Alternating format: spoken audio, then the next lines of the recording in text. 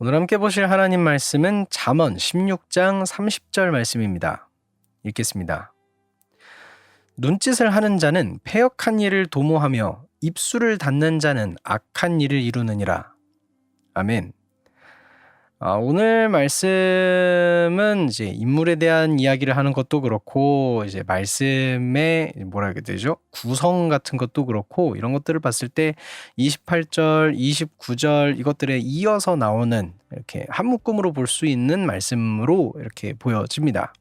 그런데요, 오늘 말씀은 또 위에 있던 말씀들이랑은 또 다른 걸 볼 수 있습니다. 또 다르게 이제 뉘앙스를 가지고 있습니다. 그러니까 앞선 두 구절에서는 좀 다르기는 하더라도 명백하게 나쁜 인물들이 나왔었잖아요. 그런데요, 오늘 말씀은 좀 다릅니다. 말씀으로 들어가 보도록 하죠. 오늘 말씀을 보시면 두 인물이 나옵니다. 바로 눈짓을 하는 자와 입술을 닫는 자입니다. 자, 여러분은 이 표현을 보면서 이 사람들이 어떤 인물이라고 생각이 들어지십니까? 앞쪽 인물부터 먼저 좀 살펴보죠. 눈짓을 하는 자. 자, 눈짓을 합니다. 아무래도 이건 구어적인 표현을 봤을 때, 생각했을 때 눈치를 보는 사람을 의미하는 게 아닌가 이렇게 볼 수 있습니다. 그쪽으로 좀 많이 기울어지죠. 마침 이렇게 뒤에 나오는 이렇게 말과도 잘 어울립니다. 그러니까 패역한 일을 도모한다고 나와 있죠. 되게 잘 어울린다고 보는데 또 이렇게 생각하실 수 있어요. 아니 그거랑 무슨 상관이야? 이렇게 보실 수 있는데 한번 잘 들어보세요. 눈치를 보는 사람은 패역한 일을 도모합니다. 왜? 자신이 살아남기 위해서 혹은 자신이 이득을 보기 위해서 눈치를 보게 되었기 때문입니다. 그래서 계속해서 매사에 눈치를 보는 거예요. 그래서 이길 편이 누구인지, 자신에게 이득이 될 것은 무엇인지 이것을 찾는 사람이 눈짓을 하는 자입니다. 그래서 언제나 이제 눈치를 보면서 이제 살피다가 이 사람이 이길 것 같으면 그쪽에 가서 붙고, 이 사람이 나한테 이득이 갈 것 같다 그러면 그 사람한테 가서 붙는 거예요. 아니 이게 어떻게 패역한 일을 도모하는 거야? 이렇게 보실 수도 있어요. 그냥 이 사람이 얍삽한 거 아니냐? 이렇게 보실 수도 있는데 이 사람이 쫓는 사람이 누구냐에 따라서 이 사람의 행보가 좀 많이 바뀝니다. 그래서 이 사람은 나쁠 수도 있고 혹은 이제 겉으로 보기에는 이제 좀 얍삽할 수는 있지만 좀 이렇게 위선이라고 할지라도 선을 챙길 수도 있는 사람입니다. 그리고요, 이런 행동들은요, 사실 대부분의 보통 사람들이 가지고 있는, 모두가 다 이렇다는 건 아니지만 조금씩은 이렇게 눈치를 보기도 하고 위에 있는 사람 혹은 내가 편에 속해 있는 사람이 어떤 성향에 있는 사람이냐에 따라서 내 행동도 조금씩 달라지는 그런 모습은 보통 사람들이 다 가지고 있는 모습이기도 하죠. 그게 이 눈짓을 하는 자입니다. 두 번째 인물도 같이 한번 살펴보도록 하겠습니다. 두 번째 인물은 입술을 닫는 자입니다. 입술을 닫는 자. 이걸 이제 침묵하는 사람이잖아요. 그쵸? 입술을 닫았으니까. 그래서 요거를 입이 무거운 사람이다 라고 생각하실 수도 있는데 입술이 무거운 사람은 보통 좀 더 긍정적인 표현으로 이렇게 사용됩니다. 그래서 뭔가 말을 할 때도 신중하게 이야기하는 사람, 그러면서도 할 말이 있을 때는 간결하게 탁 하고 이야기할 수 있는 사람을 보통 입이 무거운 사람이라고 얘기를 하죠. 하지만 오늘 말씀에 나오는 이 사람은 입술을 닫는 사람입니다. 입술을 닫아요. 닫는다는 건 입을 열어서 할 말이 있었어요. 그래서 입을 벌리기는 했는데 이걸 끝내 다물어버린 사람입니다. 입술을 닫았어요. 열린 걸 닫았다는 이야기죠. 이 표현은요, 이렇게 보여집니다. 불의의 모습이 있었어요. 그래서 이 불의한 모습을 봤으니까 그게 틀렸어. 진짜 옳은 모습은 이거야. 이렇게 정의를 외쳐야 하는 때가 있습니다. 그런데 그때조차도 침묵하는 것을 이야기하는 표현이 입술을 닫는 자입니다.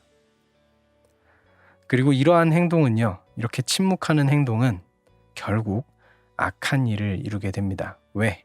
정의를 부르짖는 사람이 없게 되기 때문입니다. 이렇게 말하면 이 사람 그냥 완벽하게 좋지 않은 사람이 아니냐 이렇게 보실 수도 있는데요. 여러분 이것도 사실 앞에 나왔던 첫 번째 인물처럼 이 사람의 행동도 일반적인 사람이 선택하는 행동이기도 합니다. 여러분 생각해 보십시오. 이게 단순히 이렇게 그냥 보다가 이렇게 길거리에 누가 쓰레기를 버리고 법을 좀 어기고 무단횡단하고 그러면 지탄해 볼 수 있겠죠. 그 정도는 이야기할 수 있겠죠. 그런데 내가 혼자서는 어떻게 한 거 할 수 없는 거대한 세력, 정부 혹은 어떤 큰 그 기업, 단체 이렇게 되기 시작하면요. 정말 힘들어집니다.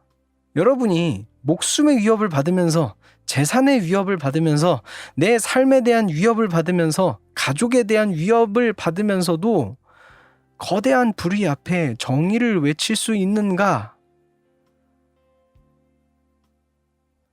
쉽지 않습니다. 그리고요. 지금 우리 사회에서는 그리 많이 보이지 않을 수도 있어요. 왜냐면 우리는 되게 평화로운 나라에 살고 있으니까요. 그런데 그렇지 않은 나라, 당장 우리 윗동네에도 그렇고 우리네 역사에서 그렇게 힘들었던 때를 생각해 보면 얼마나 많은 예시가 있습니까? 오늘 말씀에 나오는 이 두 인물은 28절 그리고 29절의 인물들과는 다릅니다. 앞에 나온 인물들은 그냥 완벽한 악인이었습니다. 강포한 사람이고 패역한 사람이고 그쵸? 그런데 오늘 말씀에 나오는 사람은 그런 악인이 아니었습니다. 오히려 평범한 사람들, 보통 사람들에 가까운 인물들입니다. 근데요, 여러분 정말 슬픈 게 뭔지 아신가요? 정말 슬픈 게 뭐냐면 그 평범한 소시민의 삶이 패역한 일을 도모하고 악한 일을 이루게 된다고 오늘 말씀이 기록하고 있다는 게 정말 슬픈 겁니다. 한 번, 두 번은 눈치 보면서 선택해도 또 그냥 좀 입 다물고 침묵하고 있어도 별일 안 일어날 수 있습니다. 그런데 그런 일이 계속되면 계속 쌓이다 보면 눈치 보는 사람은 어떤 걸 따라가게 될까요? 힘을 가진 이들을 따라가게 되고 나에게 이득을 주는 선택을 할 수밖에 없을 겁니다. 눈치를 원래 그것 때문에 보고 있었으니까요. 침묵하는 사람은요. 침묵이 나 혼자만의 침묵이라고 누군가 나서겠지라고 생각했음에도 불구하고 이것이 계속되다 보면 나만의 침묵이 아니라 우리 모두의 침묵이 되어버립니다. 길게 보면 오늘 말씀이 이루어지는 겁니다. 그렇기 때문에 오늘 말씀은 이 이야기를 기록한 것입니다.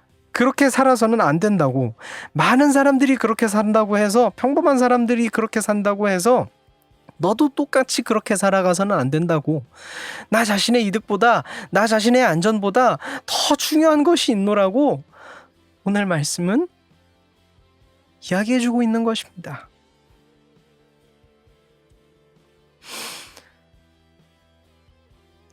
평범함보다는 조금이라도 더 나아질 수 있는 제가 되기를 소망합니다.